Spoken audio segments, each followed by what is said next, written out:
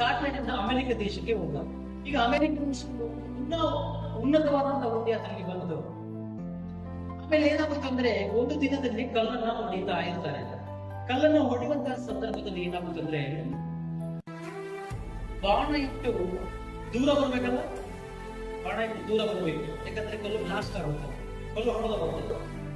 ಈಗ ಆ ಬಾಣವನ್ನಿಟ್ಟು ಎಲ್ಲ ರೆಡಿ ಮಾಡಿ ದೂರ ಬರೋಷ್ಟರೊಳಗಾಗಿ ಬಾಂಬ್ ಬ್ಲಾಸ್ಟ್ ಆಗುತ್ತೆ. ಏನಾಗುತ್ತೆ? ಬಾಂಬ್ ಬ್ಲಾಸ್ಟ್ ಆಗುತ್ತೆ. ಬಾಂಬ್ ಬ್ಲಾಸ್ಟ್ ಆಗಿದ ತಕ್ಷಣನೇ ಆತನಿಗಿರುವಂತ 2 ಕೈಗಳು ಹೋಗುತ್ತೆ. ಆತನ ಕಣ್ಣು ಹೋಗುತ್ತೆ. ಯಾರ ಕಣ್ಣು? ವಿಲಿಯಂ ಮೆಕ್ಫರಿಸನ್ನ ಕಣ್ಣು ಹೊರಡೋಗುತ್ತೆ, ಕೈಗಳು ಹೊರಟೋಗುತ್ತೆ. ಏನಿದೆ? ಕಾಲ್ಮ ಅಂತ ಇದೆ. ಇಮಿಡಿಯೇಟ್ ಆಗಿ ಹಾಸ್ಪಿಟಲ್ಗೆ ರವಾನಿಸ್ತಾರೆ. ಹಾಸ್ಪಿಟಲ್ ಸುಮಾರು ತಿಂಗಳುಗಳ ಕಾಲ ಹಾಸ್ಪಿಟಲ್ ಅಲ್ಲಿ